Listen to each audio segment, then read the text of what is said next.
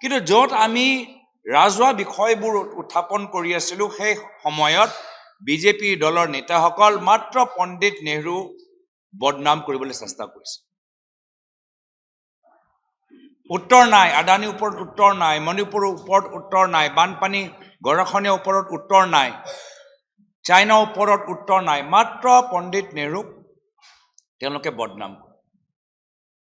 আৰু শেষত মই ভাবোঁ গৃহমন্ত্ৰী অমিত শ্বাহ ডাঙৰীয়া পাহৰি গ'ল যে তেওঁ সদনৰ ভিতৰত বক্তৃতা দি আছে। যিদৰে তেওঁ বাবা চাহেব আম্বেদকাৰ নাম ল'লে, তেওঁ যে নিজৰ ড্ৰয়িং ৰুমত বহি আছে আৰু নিজৰ বন্ধু বান্ধৱীৰ লগত কথা পাতি আছে তেনেকুৱা যেন লাগিলে। আজি সদনৰ ভিতৰত তেওঁ যিদৰে অপমানজনকভাৱে বাবা চাহেব আম্বেদকাৰৰ নাম ব্যৱহাৰ কৰিলে, সেইটোতো সদনৰ ৰেকৰ্ডত সোমাই গ'ল।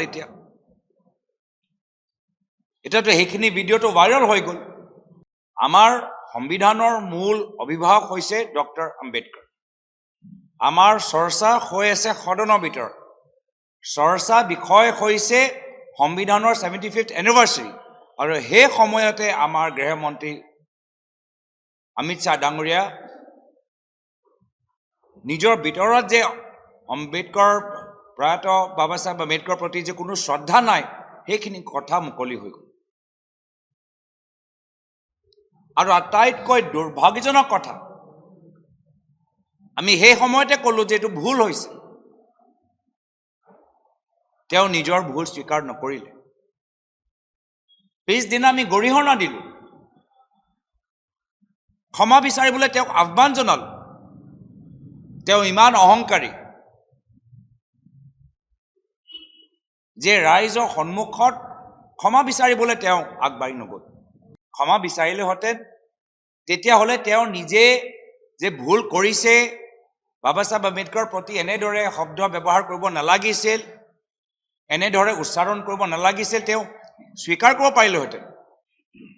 কিন্তু অহংকাৰ আৰু ক'ৰবাত বাবা চাহেব আম্বেদকাৰৰ প্ৰতি তেওঁলোকৰ ঘৃণা আৰু সংবিধানৰ প্ৰতি যে তেওঁলোকৰ শ্ৰদ্ধা নাই, সেইখিনি কথা এতিয়া মুকলি হৈ গ'ল, বাস্তৱ হৈ গ'ল।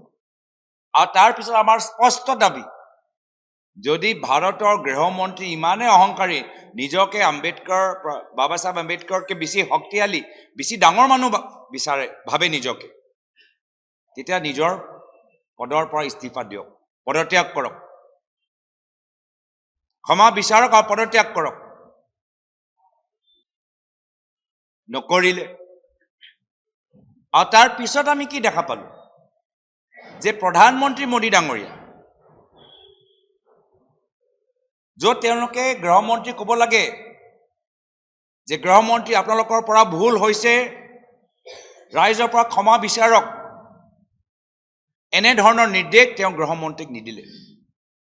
প্ৰধানমন্ত্ৰী আকৌ গৃহমন্ত্ৰীক সমৰ্থনে জনালে। দীঘলীয়া এটা টুইট তেওঁলোকে লিখিলে আৰু অমিত শ্বাহ ডাঙৰীয়াক তেওঁ সমৰ্থনে জ্ঞাপন। যিকোনো খবৰৰ বাবে যোগাযোগ কৰক 7099017330 লগতে 7099017110 নম্বৰত।